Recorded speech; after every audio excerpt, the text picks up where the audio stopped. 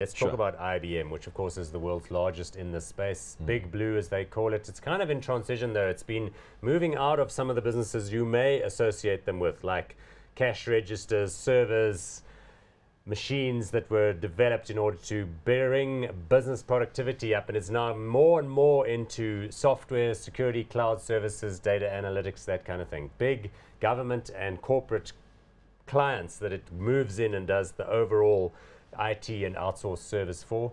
$135 billion worth of market cap, price to earnings ratio 12.03. That tells you a story. Dividend yield 4.14. Take it away. You own this one. So, like I mentioned previously, we have this transition happening, and specifically in IBM, where they're trying to, on the one hand, stem the outflow of business from their traditional business, data warehousing, hardware, etc., but growing the cloud businesses and the cognitive computing businesses, the Watson business. Which is one of the leaders when it comes to AI, artificial intelligence. And specifically in healthcare, they are getting a lot of traction with Watson. And it seems like Watson, depending on your reading of the disclosure of IBM, can make up to a third of the profits already with IBM. So they are busy with this transitioning, and so far they are successful. Because Watson is really about analyzing massive data sets and trying to find interesting correlations between data points that may have escaped the human eye. Correct. So you can imagine in cancer, for instance, you put a lot of data into Dr. Watson, and he comes out with new therapies, new ideas. So this would be data like, you know, people's blood tests, people's results, responses to particular therapies, gene analytics, other background information about those clients to try and see if there were any environmental factors which could suggest both why they got that particular cancer and what worked in terms of the treatment. Correct. So they're looking for these new avenues for Watson, and healthcare has been the primary one. There are other business applications as well, moving people into a public cloud, doing joint ventures with other providers that have software as a service but need sometime then a hosting platform,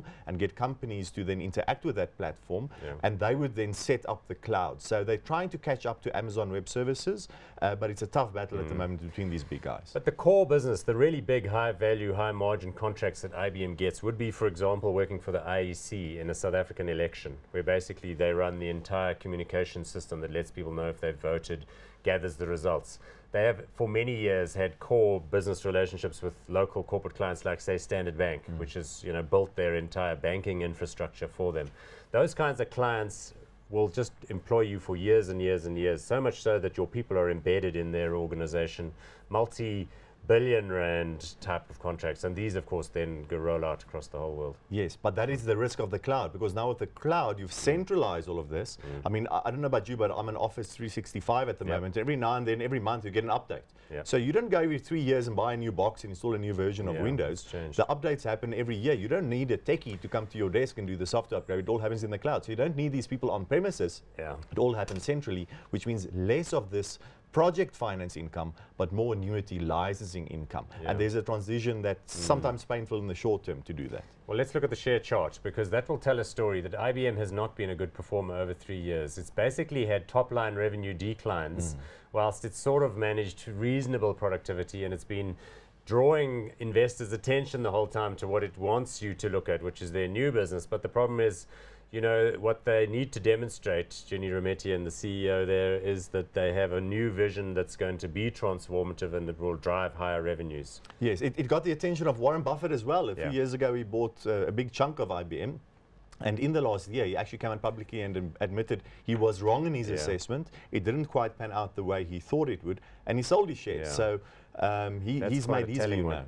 Yes. So why are you still holding them in your portfolio? And are you still hot on them? Would you buy them right now? Yes, so the shares fluctuated, as we saw on the share chart. It went over $180. It's now come back to around about $140. And at around about $140, I think there is significant value. I'm optimistic about Watson and the other cloud applications. I think that the whole industry is moving towards this. And even though you have big competitors like Amazon and Google, and in China, Alibaba and Tencent in the cloud space, I think IBM will have their own niche in this space. So therefore, I would still be hot. And you've got the IT team, that core intellectual property inside of the business to develop new and fantastic applications. Of, as you call them, propeller heads, a lot of very clever people in IBM. Good. So you're going to go hot on IBM? I am. I'm going to give it a pass and wait another 6 months and see where they are and see whether that transition is more advanced.